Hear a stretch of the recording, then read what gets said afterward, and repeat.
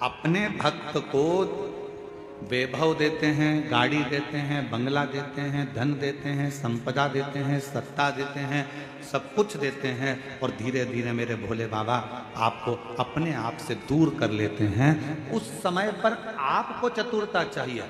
आप कितने भी व्यस्त रहो, आप कितने भी मस्त रहो, आप कितने भी काम में लगे रहो, पर मेरे शंकर भगवान का मंदिर मत छोड़ना, मेरे शिव का शिवालय मत छोड़ो, शिव पुराण मत छोड़ो, शंकर का भजन मत छोड़ो, मेरे महाकाल राजा का द्वार मत छोड़ो, मेरे कुबेर भंडारी का स्मरण मत छोड़ो। बहुत व्यस्त रखेगा वो।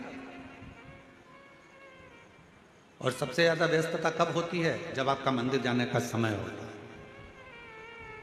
आपने सोचा कि सवेरे टाइम नहीं मिलता तो मैं 10 बजे मंदिर जाऊंगी, तो भगवान सबसे ज्यादा व्यस्त तुम्हें 10 बजे कर देगा। तुमने सोचा कि मैं 10 बजे मंदिर नहीं जाऊंगी, शाम को 4 बजे जाऊंगी, जब सब दुकान चले जाएंगे, बच्चे स्कूल चले जाएंगे, सब अपने काम में लगे, 4 बजे मंदिर जाऊंगी, भगवान इतना व्यस्त कर देगा 4 बजे कि तुम मंदिर नहीं जाओ। फिर तुमने सोचा अब ऐसा नियम बनाती हूँ कि शाम को 7 बजे मंदिर जाऊंगी, सब आ जाएंगे, सबका खाना बना दूंगी, सबको घर में रुक के फिर मैं मंदिर। भगवान ऐसी व्यस्तता लाएगा कि 7 बजे भी तुम्हारा मंदिर का समय छूट जाए, तुम्हें दूर करेगा।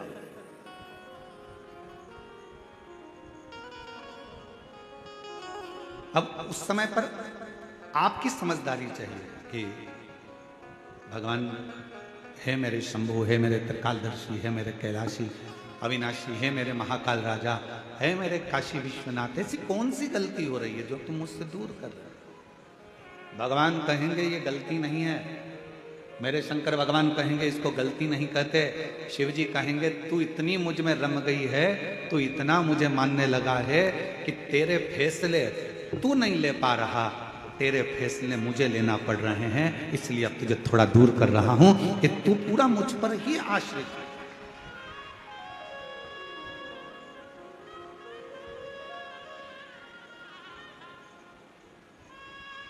तारकासुर था असुर,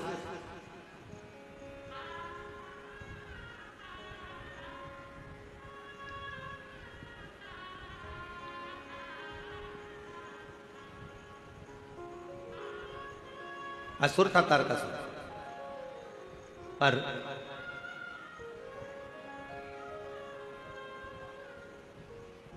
तारकासुर ने अपने बेटों को अपने पास में बुलाया, तारकाक्ष, विदुमाली और कमलाक्ष की,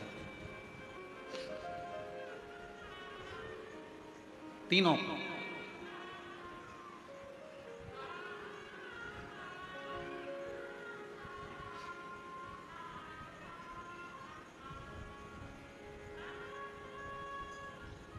और तीनों को बुलाकर तारकासुर ने अपने तीनों बेटों से कहा कि 3 को कभी मत भूलना।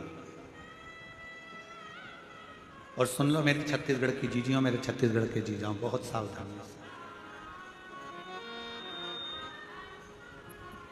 तारकासुर ने अपने तीनों बेटों को बुलाकर कहा कि 3 को कभी मत भूलना। पहले नंबर पर मुसीबत में डालने वाले को कभी मत भूलो, ये बार बार मुझे मुसीबत में डाल देता है। दूसरा, मुसीबत से निकालने वाले को कभी मत भूलो, जो तुम्हें दुख से, तकलीफ से, मुसीबत से निकाल देता। और तीसरे नंबर का, मुसीबत में साथ देने वाले को कभी मत भूलो, जो तुम्हारे साथ में चल रहा है। अब तारकासुर के तीनों बेटे तारकाक्ष, विदुमाली, कमलाक्ष की तीनों के अंदर एक प्रश्न खड़ा हुआ। क्या कभी असुरों की चित्तवृत्ति में भी कोई अच्छा प्रश्न आता है? कहा अगर कुछ माता पिता के संस्कार अगर प्रबल हैं तो अच्छे प्रश्न क्यों नहीं आते? तारकासुर के तीनों बेटों के अंदर एक प्रश्न जागृत था,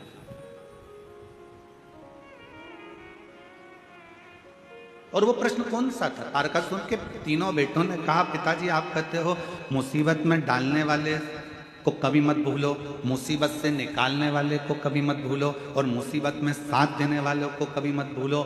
इन तीनों का गुण क्या किसी एक में पाया जा सकता है? क्यों नहीं? तारकासुर ने कहा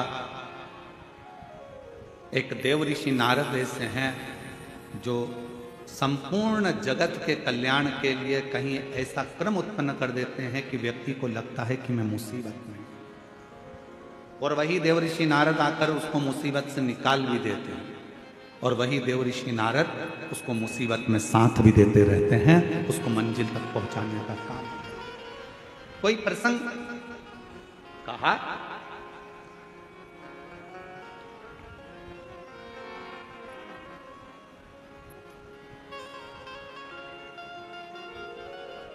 तारकासुर ने कहा, एक प्रसंग मेरे स्मरण में आता है।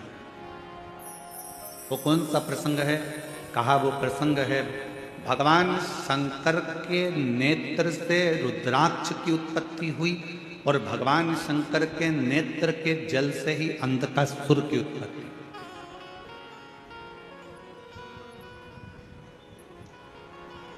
जो तपस्या कर कर नेत्र बंद कर कर रखे थे, तपस्या कर कर नेत्र बंद कर कर जो अश्रु गिरा था, उससे रुद्राक्ष का जन्म हुआ।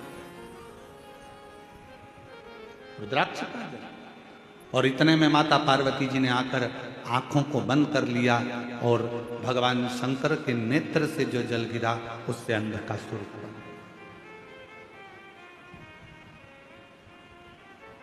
एक तपस्या का जल, एक साधना का जल, एक उपासना का जल, एक मेहनत का जल, एक परिश्रम का जल, एक संघर्ष का जल जो आपके और हमारे शरीर से निकलता है वो साधारण नहीं होता। आज पूरा विश्व 21 जून को योग दिवस मना रहा है, पूरा विश्व मना रहा है।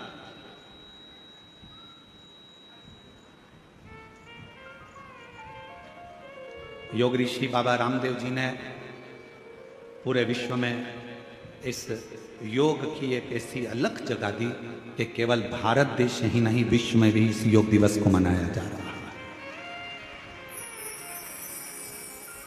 और सभी को इस पवित्र योग दिवस की बहुत बहुत बधाई हो।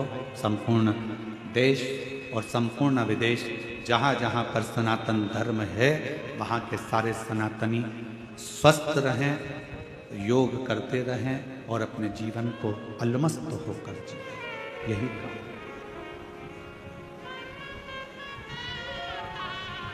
क्या ये तीनों क्रम तारकासुर से तारकाक्ष ने पूछा, विदुमाली ने पूछा, कमलाक्षकी ने पूछा, क्या ये तीनों क्रम एक व्यक्ति में है? नारद जी में।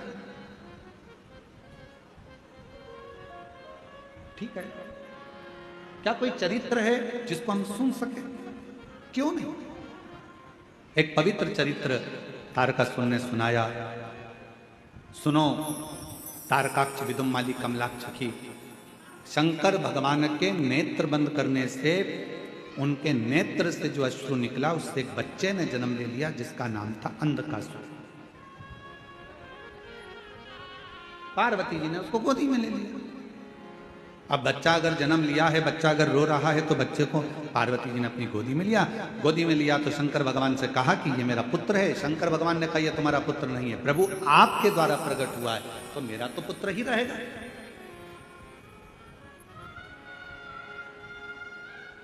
यदि आपके द्वारा अगर प्रकट हुआ है तो ये तो मेरा पुत्र है। भगवान शंकर ने मना करा, इसको समुद्र में फेंक दो। पार्वती जी ने अंधकासुर को समुद्र में डाल दिया। हिरण्याक्ष ने उसको पाल पोस कर बड़ा करा और हिरण्याक्ष ने पाल पोस कर बड़ा करा। उसको जब बड़ा करा, समय आया, बराह अवतार के रूप में भगवान श्री हरि ने, नारायण ने उस हिरण्याक्ष का वध कर दिया। अब जरा ध्यान देना कि नारद जी ने वो क्रम कैसे करे। नारद जी पहुंचे अंधकासुर के पास और अंधकासुर से कहा कि तुमने जिंदगी में कभी तप करा? जीवन में तुमने कभी साधना करी है, कभी आराधना करी है, कभी तप करा? नहीं। अंधकासुर को भगवान देव ऋषि नारद ने तप में लगा दिया और ब्रह्मा जी से वर मांगा कि मैं कहीं ना मरूं, ऐसा वर मुझे दे दीजिए। तब कहा ऐसा हो नहीं सकता, मरना तो पड़ेगा। तब देव ऋषि नारद से फिर पूछा, अंधकासुर ने कि ब्रह्मा जी मुझे अमर होने का वर नहीं दे रहे, तो मैं वर कौन सा लूं? तो कह दिया एक वर मांग लो कि तुम्हारा तो कोई ना माँ है ना तुम्हारा कोई पिता है, हिरण्याक्ष ने तो तुम्हें पाला पोसा था, इसलिए तुम वर मांग लो। जिस दिन मैं अपनी माँ को गलत दृष्टि से देखूंगा बस उसी दिन मेरे प्राण छूटे। नारद जी के कहने पर अंधकासुर ने वर मांग लिया ब्रह्मा जी से, ब्रह्मा जी ने तथास्तु भी कहा।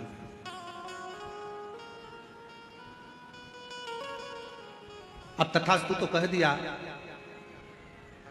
समझ लेना था अंधकासुर को कि अगर ब्रह्मा जी ने तथास्तु कहा है तो इसका मतलब है कि मेरी माता कहीं ना कहीं तो होगी, ये निश्चित। मेरी मौत अगर लिखी है तो मेरी माता कहीं ना कहीं तो होगी।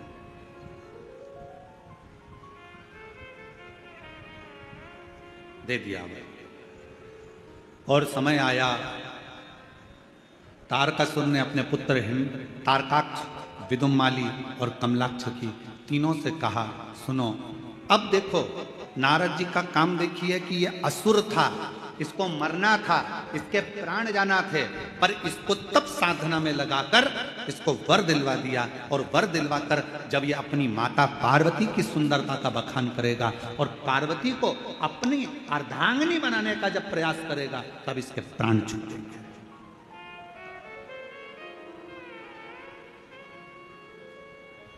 और समझाया देवऋषि नारद ने, ऐसा नहीं कि देवऋषि नारद समझाते नहीं है, नारद जी का काम है समझाना, ज्ञान देना।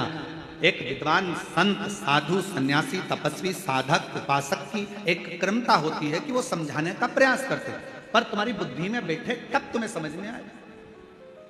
महाराज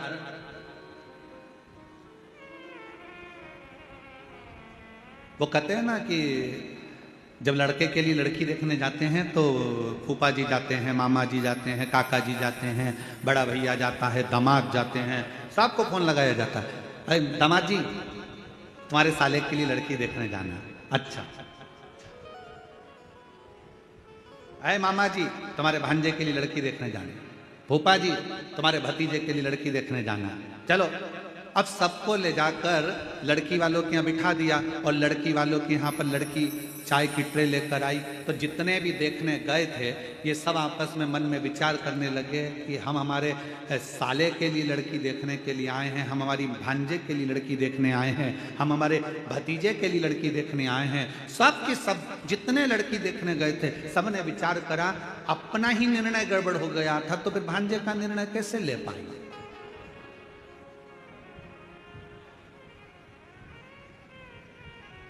जब हमारी शादी की बात आई तो हमने विचार करा, मामा सोचे कि हमने विचार करा, फूफा सोचे हमने विचार करा, दामाद सोचे हमने विचार करा, हमारा निर्णय हमको ही अच्छा नहीं मिल पाया तो हम हमारे साले के लिए कौन सा निर्णय ले पाएंगे, ये विचारणीय हो जाता है।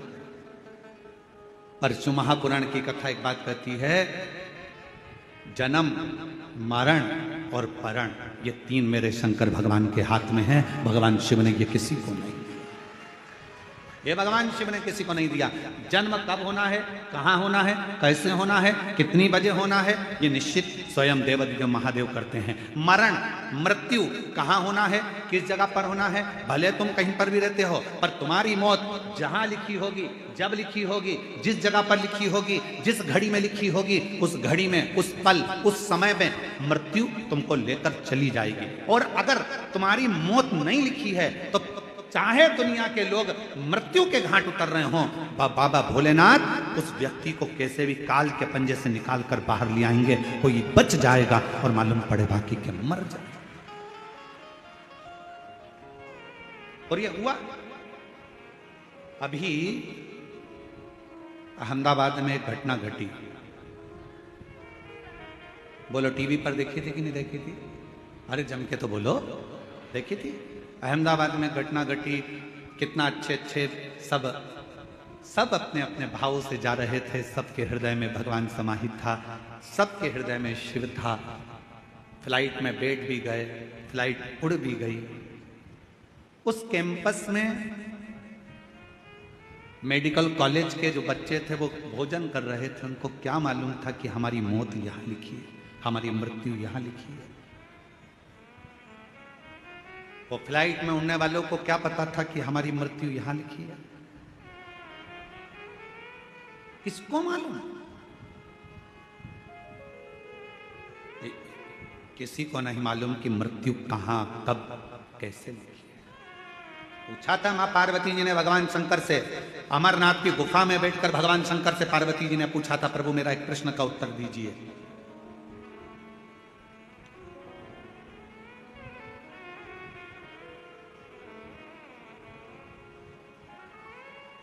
मृत्यु की तिथि, मृत्यु का समय, मृत्यु का पल, मृत्यु की घड़ी कब लिखी जाती है? थोड़ा ध्यान देना। पूर्व में क्या हुआ है,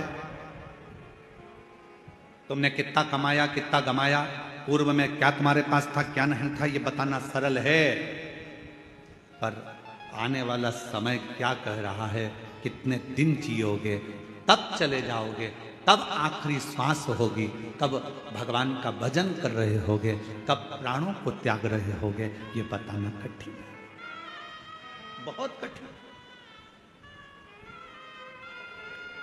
कोई कितना भी विद्वान संत बन जाए, कोई कितना विद्वान साधु बन जाए, कोई कितना विद्वान सन्यासी बन जाए, कोई कितना भी बड़ा महाराज बन जाए, वो बता नहीं सकता। याद रखना, सबसे पहला दर्शन करने के लिए मेरे शंकर भगवान राम जी के दरवाजे पर गए थे, मां कौशल्या जी की गोद में से राम जी को गोद में लेकर दर्शन किया था। क्या मेरे शंकर भगवान को नहीं मालूम था कि राम जी को 14 वर्ष के लिए वनवास जाना पड़ेगा? मेरे राम जी को मालूम था। क्या मेरे राम जी को नहीं मालूम था कि सीता जी का परित्याग करना पड़ेगा? मेरे शंकर भगवान को मालूम था। पर मेरे शंकर भगवान ने ये सब कुछ देखा, पर भविष्य नहीं बताया कि आने वाले समय में तुम्हारे साथ क्या होने वाला है। याद रखना, संत साधु सन्यासी तपस्वी साधक उपासक दुनिया में कितने भी पैदा हो जाएं, पर मृत्यु कब कहां कैसे होगी, इसका रिसर्च तो वैज्ञानिक भी नहीं कर सकते, साइंटिस्ट भी नहीं कर सकते। इसका रिसर्च तो केवल एक देवाधिदेव महादेव कर सकते हैं। शंकर ओघड़दानी ने लिखा, पार्वती से कहा, सुनो पार्वती, मृत्यु अटल सत्य है। जब बच्चे की नाल कटती है, मां के गर्भ से जब बच्चा जन्म लेता है, उसकी नाल कटती है, उस नाल कटने के समय पर बच्चे की मृत्यु लिख दी जाती है कि कब कहां किस जगह कैसे होगी, समय निश्चित हो जाता है।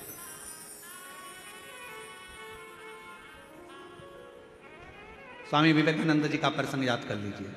स्वामी विवेकानंद जी ने रामकृष्ण परमहंस जी से पूछा था कि व्यक्ति को भगवान का नाम कब लेना चाहिए। रामकृष्ण परमहंस जी ने कहा था, मरने के 1 मिनट पहले।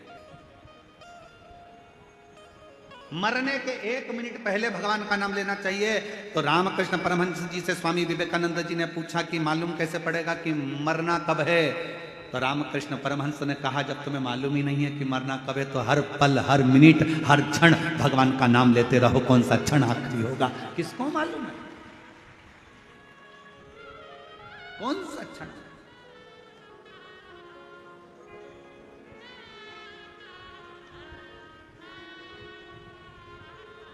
और महाराज, अंत समय प्रभु आना पड़ेगा, वचन दिया तो निभाना पड़ेगा। आए ना आए प्रभु कुटुंब कबीरा, अंत समय प्रभु आना पड़ेगा, वचन दिया तो निभाना पड़ेगा। अंत समय प्रभु आना पड़ेगा। कौन आएगा किसको मालूम? कब कौन सा पल, कौन सी घड़ी, कौन सा क्षण, कब किसका आखिरी है? इसलिए शिव पुराण कहती है। कई माताएं सोचती है हम परसों के दिन कथा में जाएंगे। अब चौथे दिन संडे पड़ेगा ना, जब हम कथा में जाएंगे, और उससे पहले निपट गई तो वो मालूम। अरे अभी सावन में अपने यहाँ कथा होगी ना, जब हम सुन लेंगे। हमने सोचा है सावन के महीने में हमारे पास में कथा होगी, तब हम सुनेंगे। और सावन से पहले निपट गई तो क्या बात?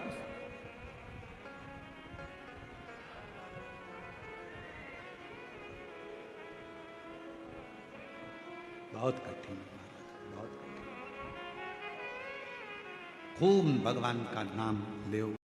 खेत में काम करो, धान बो, अपनी मेहनत को पीछे मत हटो, परिश्रम पूरा करो।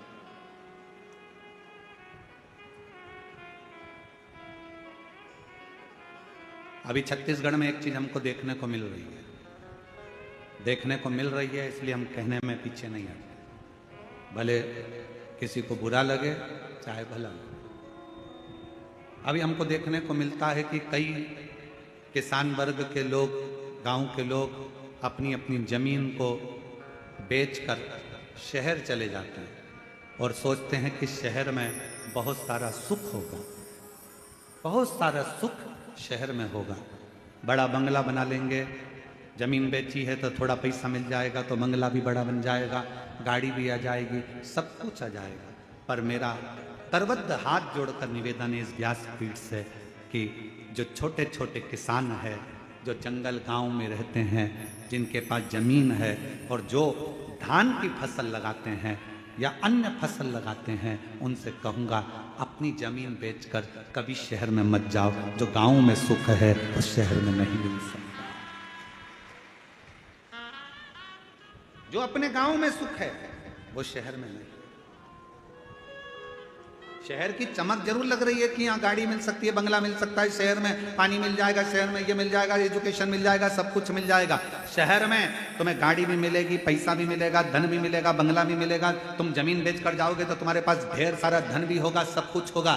शहर में सब कुछ मिल सकता है, पर शहर में तुमको जो शांति और प्रेम चाहिए, वो प्रेम और शांति गांव के सिवाय कहीं नहीं मिल सकता।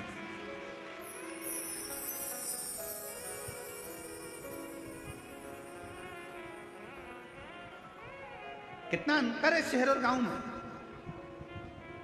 शहर में अगर कोई साधु भी आ जाए, संत भी आ जाए ना, तो लोग उसको भिखारी समझते हैं। मांगने आया होगा, दरवाजा बंद कर दो, दरवाजा मत खोलना, दरवाजे पर लिख देते हैं कुत्तों से सावधान, अंदर मत घुस जाना।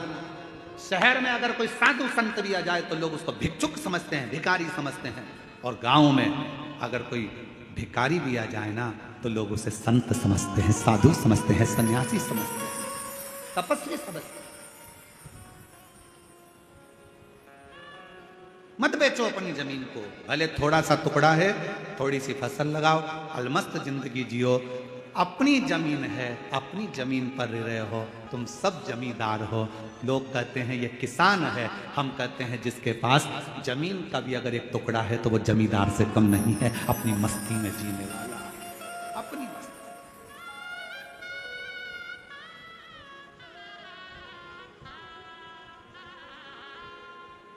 थोड़ा अलमस्त अपने जीवन को जितना प्रसन्नता में जीने का एक लक्ष्य बना सकते हो, वो छोटे से गांव में ही बना सकते हो।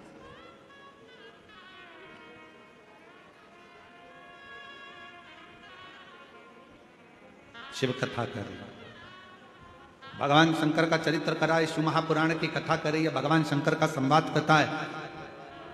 भीतर की जो प्रसन्नता है, देवऋषि नारद ने अंधकासुर को भगवान की भक्ति में लगा दिया। अब वो विचार करता है कि वर मिल गया, वर मिलने के बाद उसने विचार करा कि मुझे शादी करना है, कोई अच्छी लड़की मिल जाए। जो लड़की थी कहाँ, शिव जी उसको ब्याह कर ले गए। माता पार्वती जी की सुंदरता की ओर उसका मन डोल गया, मन उसका विचलित हो गया पार्वती जी की ओर, और आखिरी में पार्वती जी को लेने गया। उसको नहीं मालूम था कि ये मेरी माँ है, इसने जब मेरा जन्म हुआ तो गोदी में मुझे ले लिया था, और मुझे गोदी में लेकर ये निश्चित हो गया था कि ये मेरी माता हो।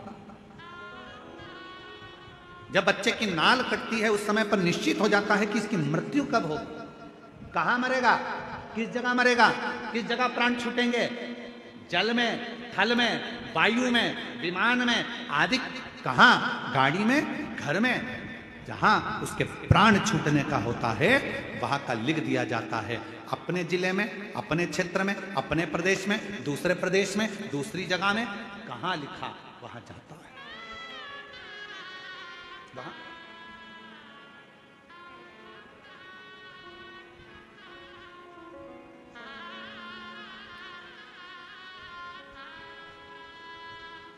इसलिए शिव पुराण कहती है जितना समय मिले, ये मत सोचना अगली कथा जब छत्तीसगढ़ में होगी ना तब मैं कथा सुनने के लिए जाऊंगी। नहीं नहीं नहीं, काल करे सो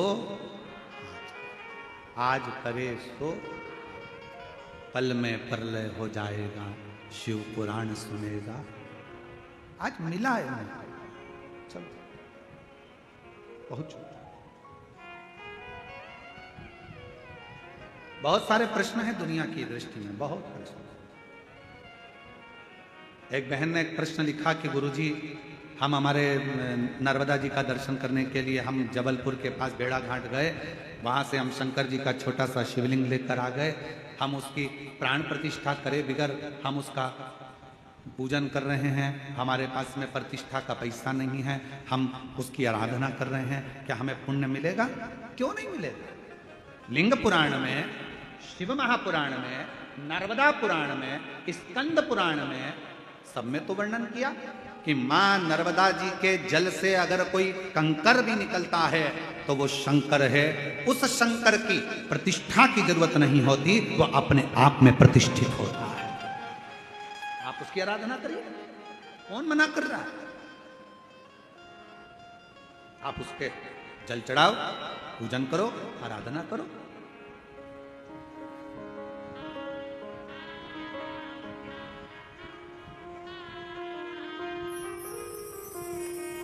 और आप जब उसकी आराधना करेंगे, उसका स्मरण करेंगे तो सुख अपने आप आएगा। और शंभु शरण मांगू घड़ी रे, दुख काटो दया करी दर्शन आपो। बहुत सारे प्रश्न हैं गुरुजी, हम क्या भगवान का नाम ले सकते हैं? हम रजस्वला धर्म में हैं, क्या भगवान को पुकार सकते हैं? द्रौपदी का चरित्र कहता है कि द्रौपदी रजस्वला धर्म में थी, दुशासन बाल खींच कर लेकर गया, भरी सभा में खड़ा कर दिया, चीर खींचने लगा। आखिरी में द्रौपदी ने अपने गुरु जी से पूछा, गुरु द्रोणाचार्य से कहा, गुरुदेव कोई नहीं बचा रहा, मेरे पति नहीं बचा रहे, मेरे काका ससुर, काकी सास बैठी, अंधकार यहाँ पर धृतराष्ट्र गांधारी बैठे, वो नहीं बचा रहे, कोई बचाने को तैयार नहीं है, भीष्म पितामह नहीं बचा रहे, गुरुदेव आप बताओ मैं क्या करूं? तब गुरु जी ने कहा, एक काम कर, वो द्वारका नाथ को पुकारना प्रारंभ कर दे।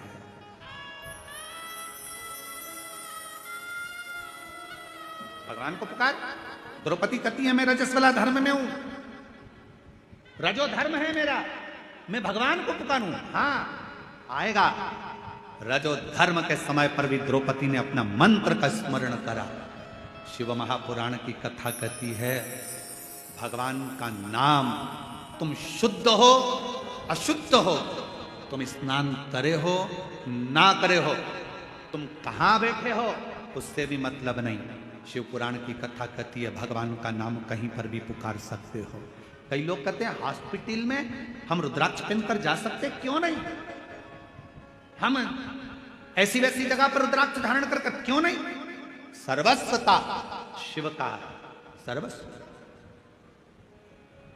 क्या तुलसी की माला में गलत क्रम नहीं आएगा?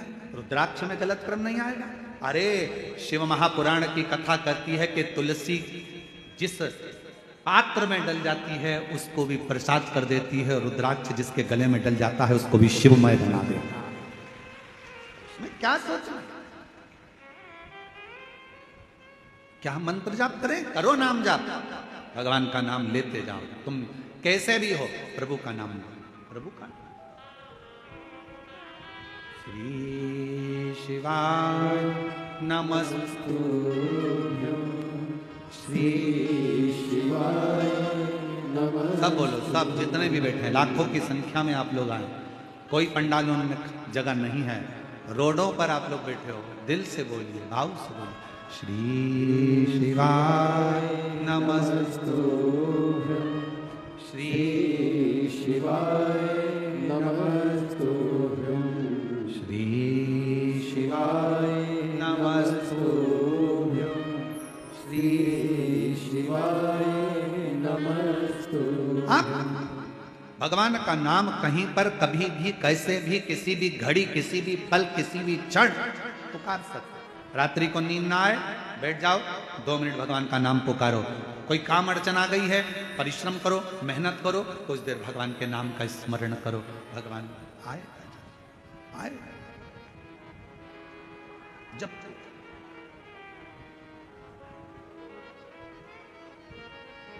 तब कहां कैसे प्राण जाएंगे कोई भरोसा नहीं।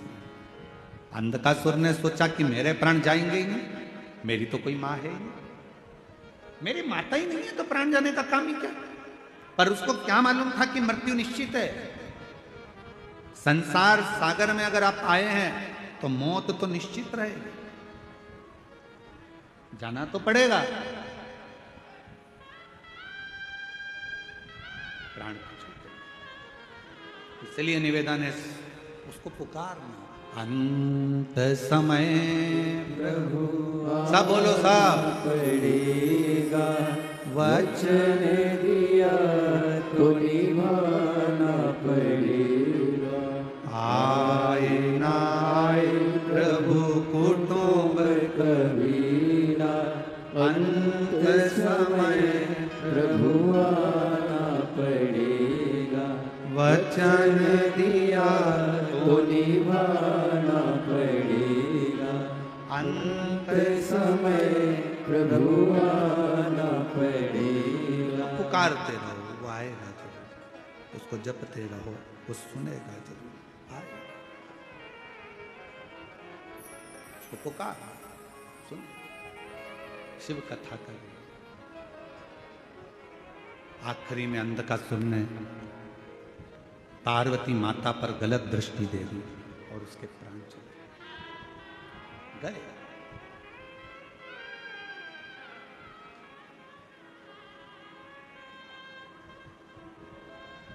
कई लोग ऐसे भी हैं, यहीं बैठे हैं, कई मेरी जीजियां ऐसी बैठी हैं, कई बेटियां ऐसी बैठी हैं, कई जीजा ऐसे बैठे हैं।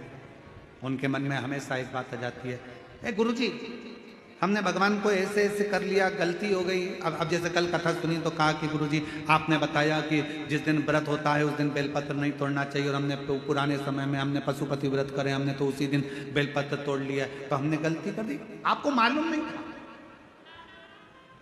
आपके स्मरण में नहीं था, आपको याद नहीं था। और जब तक मालूम नहीं रहता, स्मरण में नहीं रहता, याद नहीं रहता, तो सोच लेना चाहिए कि हमारा शंकर हमें माफ करता चले जा रहा है, हमारा शिव हमें माफ, हमारा शंकर माफ कर रहा है, ये निश्चित है। हमें स्मरण में नहीं था। अब बार बार पीछे का सोचो, बार बार पीछे का स्मरण करो तो आगे बढ़ पाओगे क्या? अरे बोलो तो जम के, बढ़ पाओगे नहीं। अरे ऐसा हो गया, अरे वैसा हो गया, अरे ये हो गया, अरे वो हो गया, बार बार पीछे का याद कर। हिरण और शेर में क्या अंतर है? हिरण 90 किलोमीटर पर घंटे की स्पीड से भागता है। कौन? अरे बोलो तो, हिरण। हिरण 90 किलोमीटर पर घंटे की स्पीड से भागता है और शेर 60 किलोमीटर पर घंटे की स्पीड से भागता है। दोनों में तेज कौन दौड़ता है? अरे बोलो, जम के बोलो, हिरण। वो 90 किलोमीटर पर घंटे की स्पीड से हिरण भागता है और शेर 60 किलोमीटर पर घंटे की स्पीड से भागता है। फिर भी हिरण का शिकार शेर कर लेता है। हिरण का शिकार शेर कर लेता है। क्यों? कैसे? किस लिए? ऐसा क्या हुआ कि हिरण 90 की स्पीड से भाग रहा है, शेर 60 की स्पीड से भाग रहा है और उसका शिकार कर लिया जाता है? कैसे?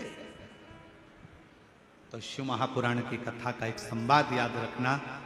हिरण 90 की स्पीड से भाग रहा है, पर हिरण पीछे पलट पलट कर रुकता, पलट कर देखता, फिर भागता, फिर पलट कर देखता, फिर भागता। हिरण अपना आधे से ज्यादा समय पीछे देखने में लगा देता है, इसलिए 60 की स्पीड में दौड़ने वाला भी शेर 90 की स्पीड वाले का शिकार कर लेता है।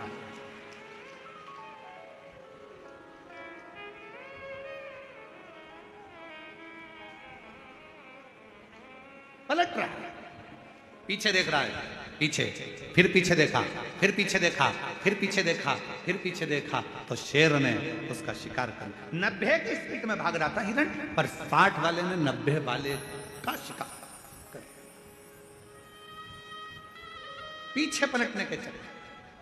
और आपसे निवेदन है मेरी छत्तीसगढ़ की जीजियों, मेरे छत्तीसगढ़ के जीजाओं, मेरी बेटियों बेटाओं, आपसे निवेदन है। कई बेटियां कहती हैं मैंने पहले एग्जाम दिया, 4 बार एग्जाम दिया, 5 बार एग्जाम दिया, मैं क्लियर नहीं कर पा रही हूँ, मैं सीए बनूंगी कि नहीं बनूंगी, डॉक्टर बनूंगी कि नहीं बनूंगी, मैं ये वाला एग्जाम पास करूंगी कि नहीं करूंगी, मैं ये कर पाऊंगी कि नहीं कर पाऊंगी, मैं इंजीनियर बन पाऊंगी कि नहीं बन पाऊंगी, मैं कलेक्टर बनूंगी कि नहीं, मैं एसपी बनूंगी कि नहीं बनूंगी। ये पीछे तुमने कितने भी एग्जाम दिए उसको मत देखो, तुम्हारी स्पीड 90 की होना चाहिए। अच्छा पढ़ो, मेहनत करो, संघर्ष करो और दौड़ते रहो, आगे बढ़ते रहो, फिर तुम्हारा शिकार कभी नहीं होगा, तुम एक दिन अपने सिंहासन पर बैठ कर ही रहोगे। एक पत्र है, अच्छा है, शंभू शंभू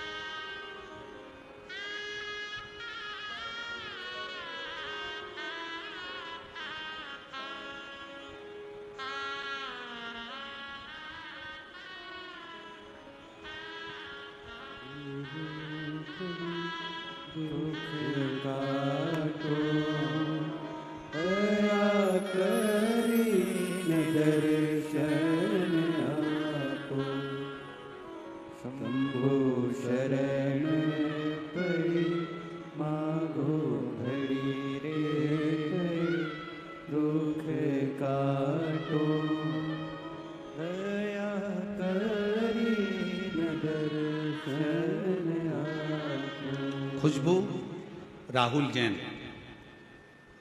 कहीं बैठे हों, खुशबू राहुल जैन, सरोना जिला कांकेर छत्तीसगढ़, मोबाइल नंबर ये है।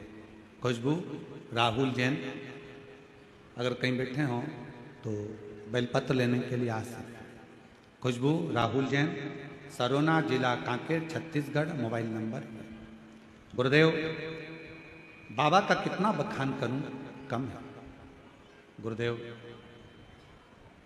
मुझे झटके आते थे और झटके के कारणवश मैं गिर जाती थी और मुझे याद नहीं रहता था कि क्या हो,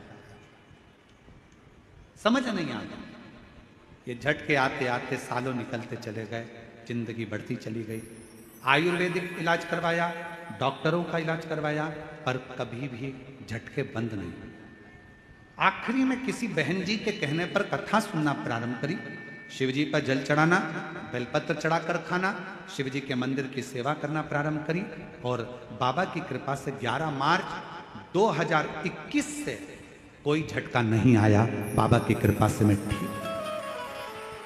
11 मार्च 2021 से लास्ट झटका आया था, उसके बाद से मेरे बाबा ने मुझे संभाल लिया। महाकाल बाबा की कृपा, कुबेर भंडारी की कृपा, मैंने शिव जी को अपना पिता मान लिया। गुरु जी आप कहते हो कि शंकर भगवान से कोई संबंध जोड़ लो, और अगर एक रिश्ता भगवान से जुड़ गया तो तुम्हारी पूरी टेंशन तुम्हारे पिता की होगी। मैंने भगवान शिव को अपना बाप मान लिया। गुरुदेव मेरे 2 बच्चे हैं, सोचती हूँ कि अपने बच्चों के लिए और अपने परिवार के लिए कुछ करती रहूँ जिससे मेरा परिवार में कहीं धन की कमी ना हो। मेहनत आप कहते हो पूरी करो। मैंने भी एक दिन एकांत में बैठकर विचार करा कि मैं क्या करूं। शिव जी के हाथ छोड़ दिया। मेरे पिताजी जैसा मार्ग बताएंगे मैं करूंगा। और बाबा की कृपा से एक दिन बैठी थी, एक साड़ी में फाल लगाने को आ गई। फिर मैंने ब्लाउज सिलना प्रारंभ करा, फिर मैंने बड़ी बनाना प्रारंभ करा, फिर मैंने पापड़ बनाना प्रारंभ करा, फिर मैंने चिप्स बनाना प्रारंभ करा। और आज बाबा की कृपा से अच्छा व्यापार मेरे शिव रूपी पिता के हाथ से चल रहा है और मैं अच्छा आनंद के साथ कार्य कर रहा हूं। किसके आश्रित होकर? शिव के आश्रित, शंकर के आश्रित। एक पत्र और लिखो। पद्मा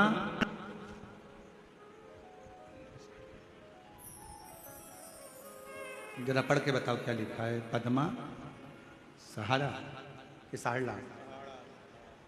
पद्मा सहाला जामसार कला थाना डोंगर गांव से हूँ। कहीं बैठी हो तो हाथ हिला सकती हैं। पद्मा सहारा जामसारा कला थाना डोंगर गांव से हूँ। बाबा व्यासपीठ को प्रणाम करती हूँ।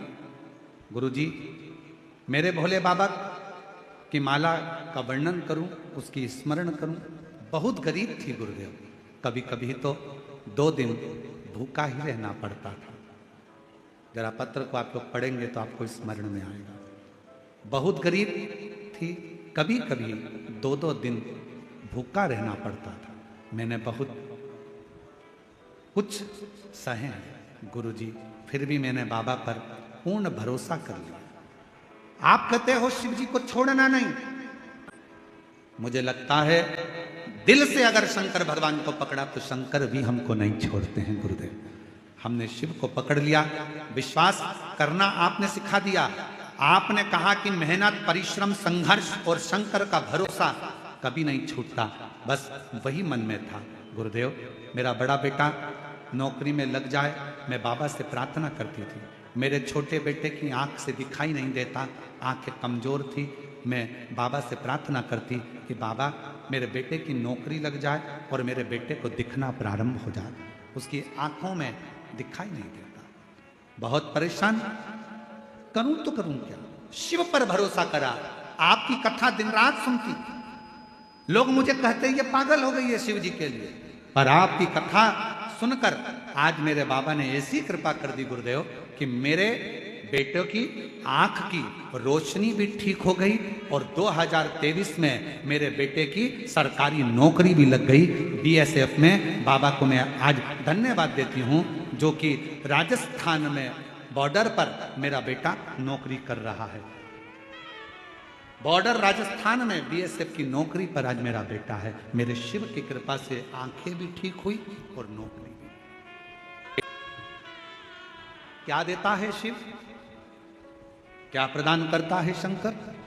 मेरा उघड़दानी, मेरी जीजियों, आपको लगता होगा कि यह लाखों की भीड़ आती है, लाखों की जनता शिव महापुराण की कथा सुनने आती है, पर ईमानदारी से बोलना, अगर मेरा शंकर आपकी झोलियों में खुशियां नहीं देता तो क्या तुम ये शिव महापुराण की कथा में जाते क्या? बहुत कठिन है। ना तो यहाँ पर कोई आडंबर है, ना यहाँ पर कोई पाखंड है, ना यहाँ पर कोई दिखावा है, ना यहाँ से कुछ दिया जाता है, ना यहाँ से कुछ प्रदान किया जाता है। केवल तुम आते हो, कथा सुनते हो, दिल लगाते हो बाबा से, और बाबा तुम्हारी झोली 3 महीने में भर देता है। ये उसकी कुछ भी नहीं है यार। सीहोर वाला महाराज तो मिलता भी नहीं है।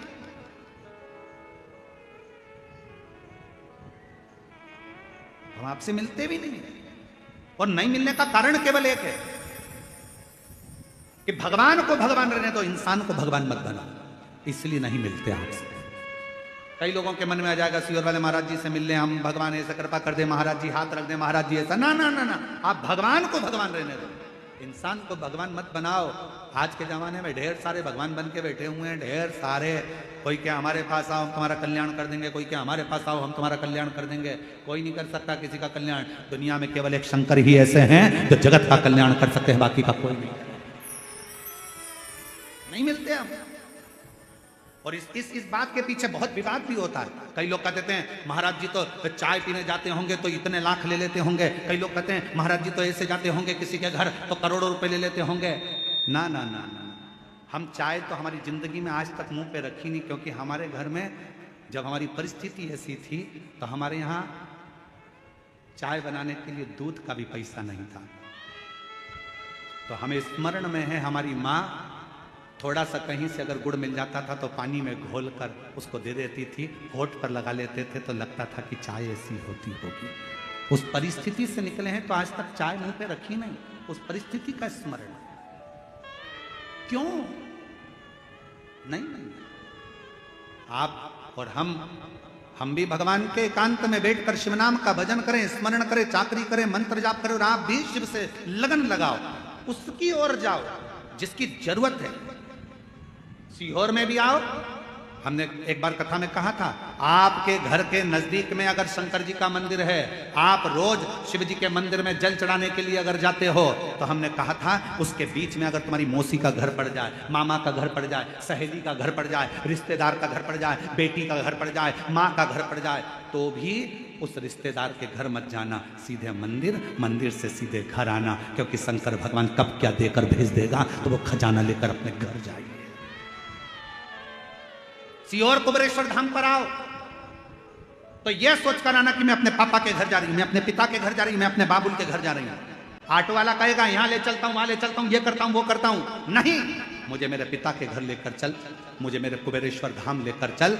मैं रेलवे स्टेशन पर उतरी और बाबा से कहो कि मुझे मेरे बाबा के घर लेकर चल। देगा तो मेरा बाप देगा, और जो बाप देगा वो दुनिया में कोई नहीं दे सकता है। मेरा शंकर मुझे, मैं उसके आधीन हूं।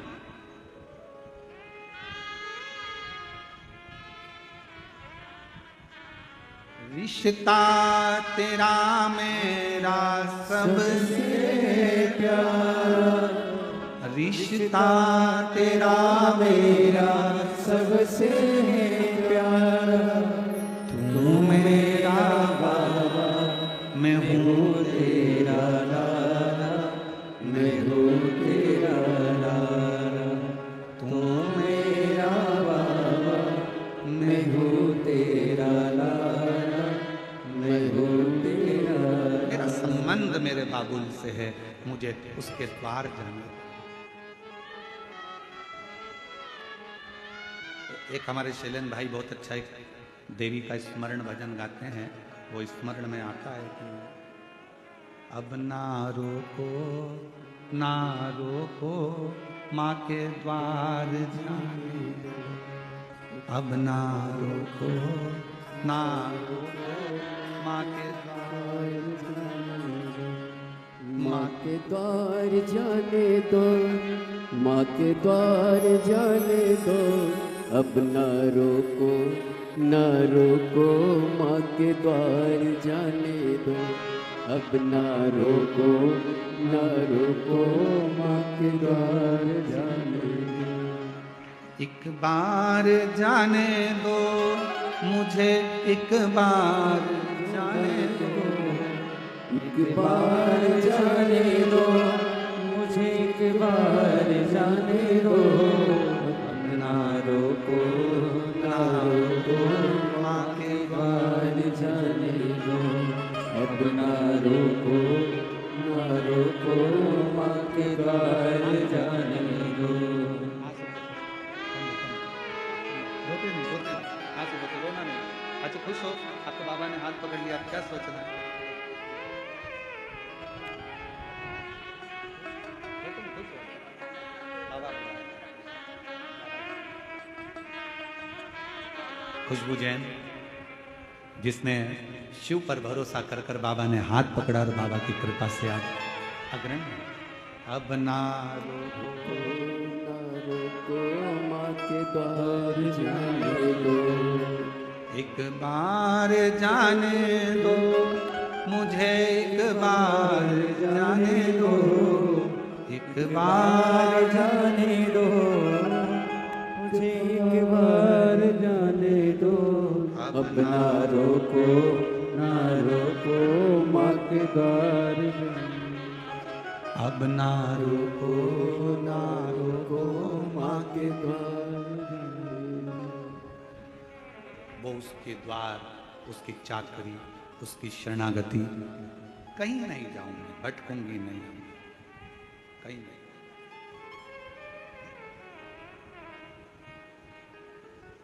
उससे कहूं दिल की बात, भटकूं नहीं।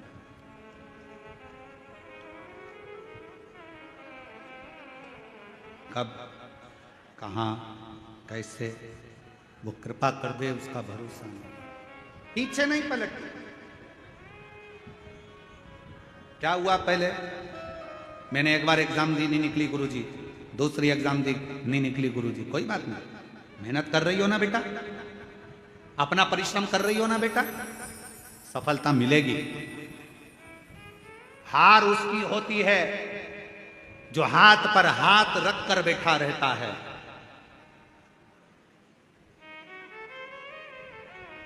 हार उसकी होती है जो हाथ पर हाथ रख कर बैठा रहता है। मेहनत करने वाला तो एक दिन विजय प्राप्त कर कर ही रहता है।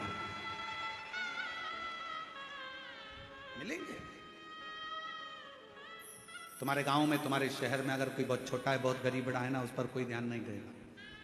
बहुत गरीब बड़ा है, बहुत छोटा है, उस पर कोई ध्यान नहीं देगा। पर वही व्यक्ति अगर बड़ा हो गया, वही व्यक्ति धनपति हो गया, वही व्यक्ति विद्वान हो गया, उसी को लोग पूछने लगे, उसी को लोग जानने लगे, तो लोग फिर ताना भी देना प्रारंभ करें। छोटे हो, छोटे बने रहोगे, कोई ना पूछेगा। छोटे हो, कोई ना ध्यान देगा। पर जैसे ही तुमने पद प्रतिष्ठा यश वैभव प्राप्त करा, आपके ऊपर ताने भी लगेंगे, गाली भी लगेगी, अपशब्द भी लगेगा। सील ठप्पा लगना कोई साधारण बात नहीं है महाराज। डिग्री प्राप्त करना कोई साधारण बात नहीं है महाराज। सील ठप्पे लगना कोई साधारण बात नहीं है। मीराबाई के जीवन में सोचो, सांप का पिटारा आया, शेर के सामने जंगल में छोड़ दिया।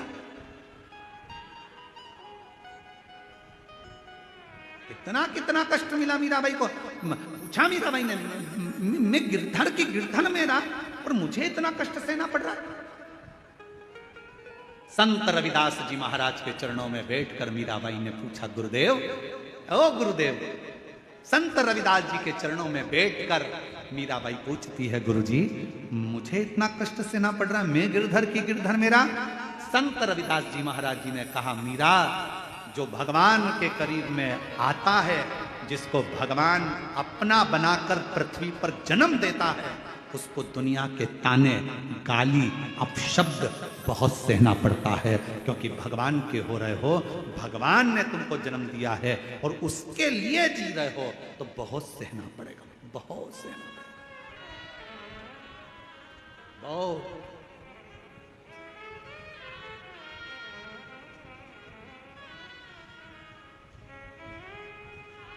बहुत फिर भी हार माना।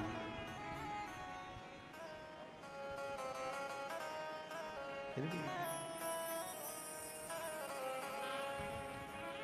बस उसकी भक्ति में एक विश्वास,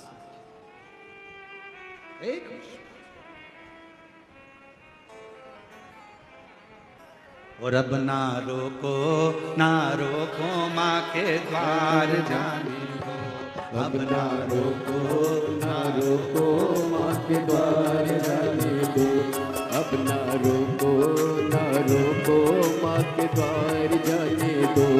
अब ना रोको माँ के द्वार जाने दो। माँ के द्वार जाने दो, मुझे एक बार जाने दो।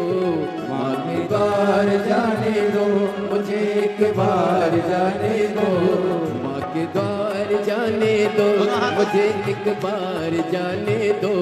माँ के द्वार जाने दो, मुझे एक बार जाने दो। अब ना रोको माँ के द्वार जाने दो। अब ना रोको माँ के द्वार जाने दो। अब ना रोको माँ के द्वार जाने दो। अब ना रोको माँ के द्वार जाने दो।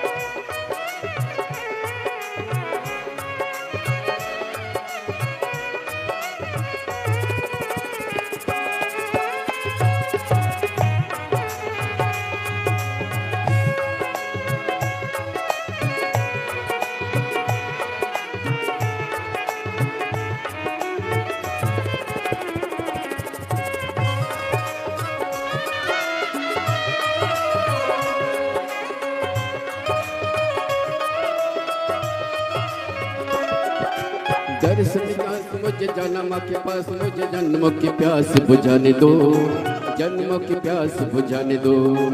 दर्शन किए मुझे जाना माँ के पास, मुझे जन्मों की प्यास बुझाने दो, जन्मों की प्यास बुझाने दो। दाती माँ के चरणों में स्वर्ग जैसे जन्म के शीश झुकाने दो, मुझे भी शीश झुकाने दो। अम्बे रानी महारानी का मुझे प्यार पाने दो, अम्बे रानी महारानी का मुझे प्यार पाने दो। एक बार जाने दो मुझे, एक बार जाने दो, एक बार जाने दो मुझे, एक बार जाने दो। अब ना रोको ना रोको माँ के द्वार जाने दो, अब ना रोको ना रोको माँ के द्वार जाने दो।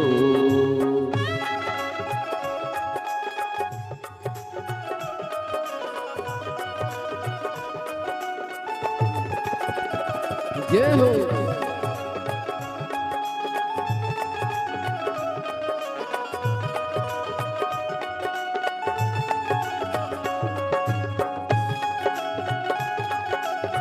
राधे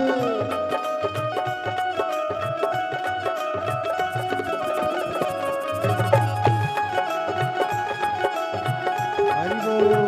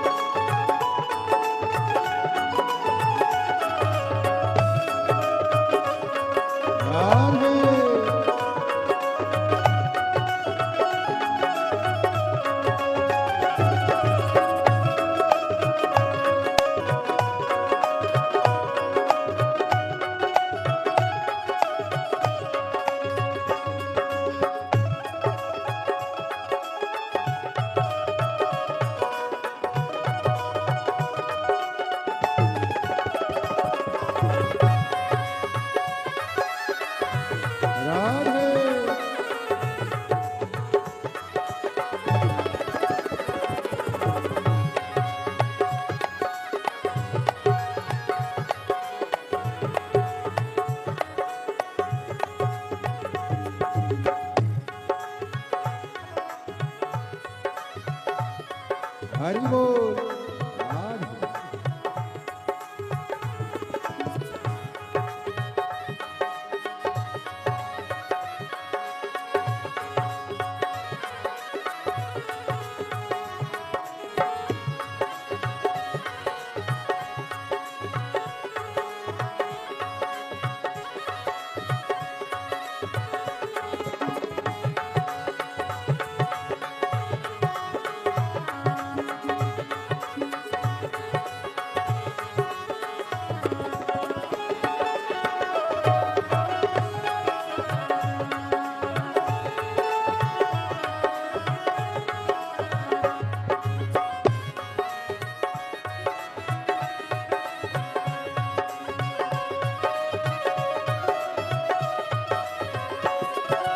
भरे भंडारों से सच दरबारों से सबकी भरती है झोलिया, सबकी भरती है झोलिया।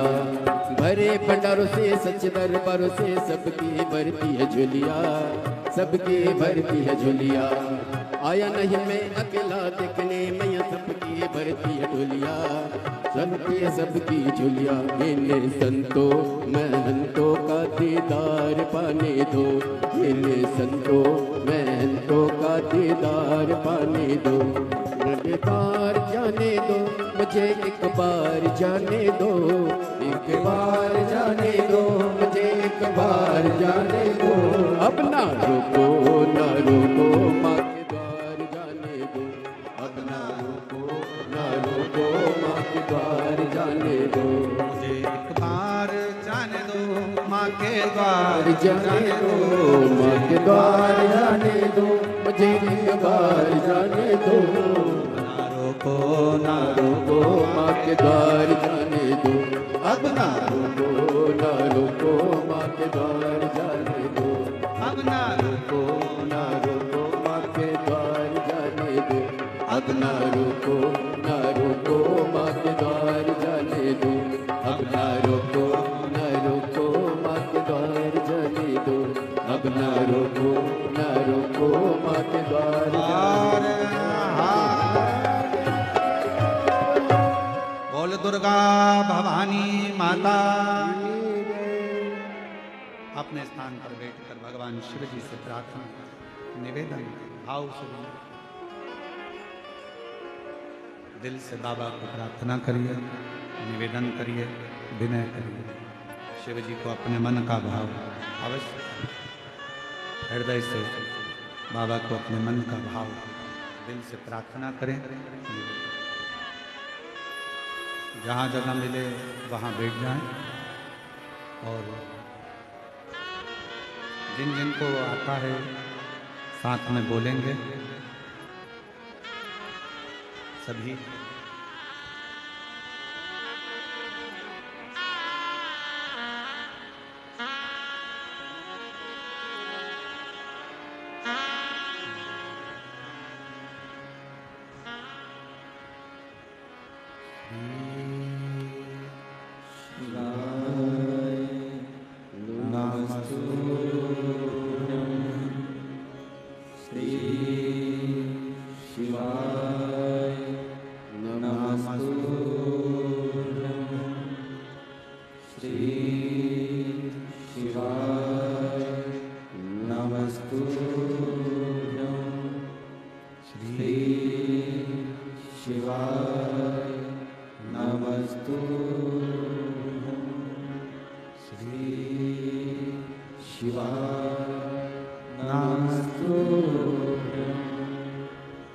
भोला सब दुख काटो हमारा, भोला सब दुख काटो हमारा।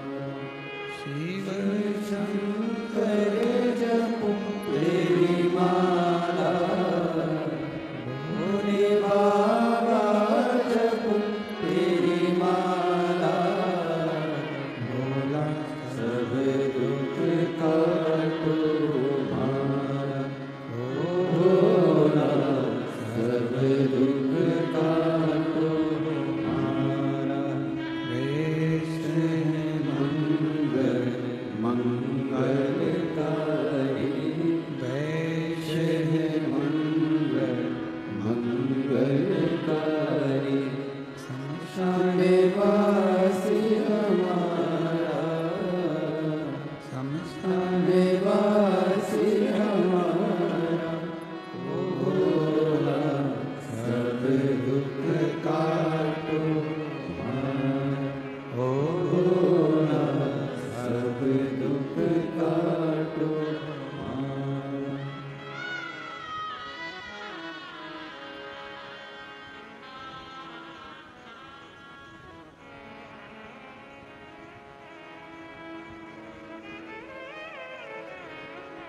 बाबा देवज्ञ महादेव, भगवान शिव वरदानी त्रिकालदर्शी कैलाशी गणेशी शंकर, भगवान शिव की पवित्र कथा कर रहे हैं। शिव महापुराण की कथा वर्णन कर रहे हैं, शिव तत्व कह रहा है। कहीं ना भटकते हुए शिव की शरणागति में अंधकासुर के प्राण चले गए। तारकासुर ने अपने तीनों बेटों को समझाया, तीन को मत दो, मुसीबत में डालने वाले को, मुसीबत से निकालने वाले को और मुसीबत में साथ देने वाले। देवऋषि नारद अगर अपने किसी पर करुणा करने वाले होते हैं तो पहले उसको थोड़ा कष्ट दे देते हैं,